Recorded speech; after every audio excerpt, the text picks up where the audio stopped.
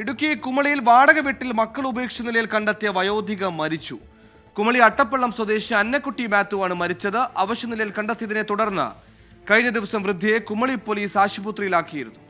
കുമളി അട്ടപ്പള്ളം ലക്ഷം വീട് കോളനിയിൽ വാടക വീട്ടിൽ ഒറ്റക്കായിരുന്നു അന്നക്കുട്ടി. ഭർത്താവ് മരണപ്പെട്ട അന്നക്കുട്ടിക്ക് ഒരു മകനും മകളുമാണുള്ളത്.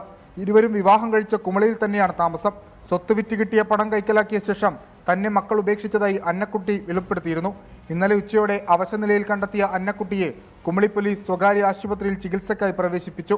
പോലീസ് വിവരമറിയിച്ചതിനനുസരിച്ച് ആശുപത്രിയിലെത്തിയ ബാങ്ക് ജീവനക്കാരനായ മകൻ വീട്ടിലെ നായയെ നോക്കാൻ ആളില്ല എന്ന കാരണം പറഞ്ഞാണ് സ്ഥലം വിട്ടത്. ഇന്ന് ഉച്ചയോടെയാണ് അന്നക്കുട്ടിയുടെ മരണം സ്ഥിരീകരിച്ചത്. മക്കൾ നോക്കാത്ത വൃദ്ധമാതാവിന്റെ സംസ്കാര ചടങ്ങുകൾ കുമളി പോലീസ് സ്റ്റേഷനിലെ ഉദ്യോഗസ്ഥർ നടത്തുമെന്ന് അറിയിച്ചു. പോസ്റ്റ്മോർട്ടത്തിന് ശേഷം മൃതദേഹം നാളെ സംസ്കരിക്കും. 24 ഇടുക്കി. വയസ്സായ അച്ഛനും അമ്മയും ബാധ്യതയാണെന്ന് കരുതുന്ന വല്ലാത്ത കാലം. കഷ്ടം. മറ്റു വാർത്തയിലേക്ക്